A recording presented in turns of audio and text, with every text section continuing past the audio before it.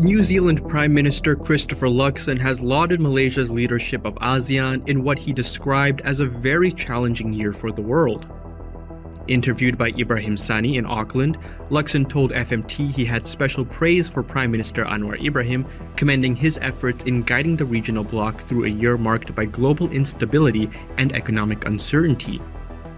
What would be some of the things that you can perhaps mention in terms of some notable improvements that Malaysia has had in stride of being the ASEAN chairman for this year?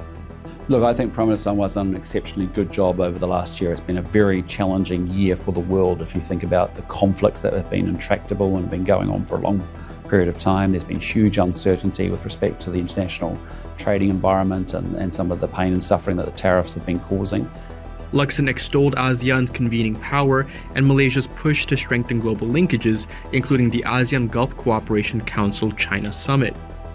And just in that context, to be able to convene the trade ministers to essentially reaffirm the international rules-based system, that how we will behave with each other in our trading relationships, that's all very important stuff. It's very important that we continue to reaffirm that rules-based system.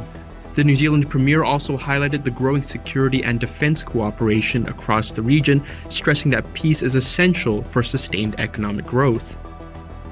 But that's important because, as I said before, if you don't have a stable, peaceful region, you end up with conflict, and that conflict has huge consequences economically, but it causes huge pain and suffering to people, and that's not right.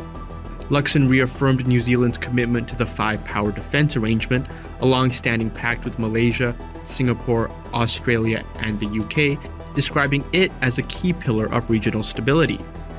He said Wellington's $2 billion New Zealand dollar defence budget this year reflects its desire to strengthen partnerships while maintaining an independent foreign policy. Let's talk about that. Defense. You were mentioning that $12 billion have been invested or will be invested in the next few years.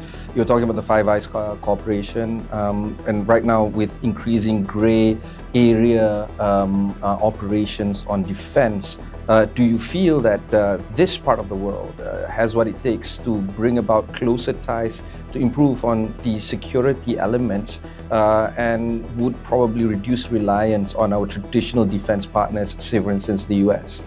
Yeah, ultimately each country has to think about what you can have the values and be values led, but you have to actually follow it through with some actions. And in our case, we've always advocated very strongly for our values and our independent foreign policy, but we need to make sure we back that up with a proper investment in defence. With Malaysia leading ASEAN and New Zealand strengthening its regional engagement, Luxon expressed confidence that his country's partnership with ASEAN will result in a more secure and connected Indo-Pacific.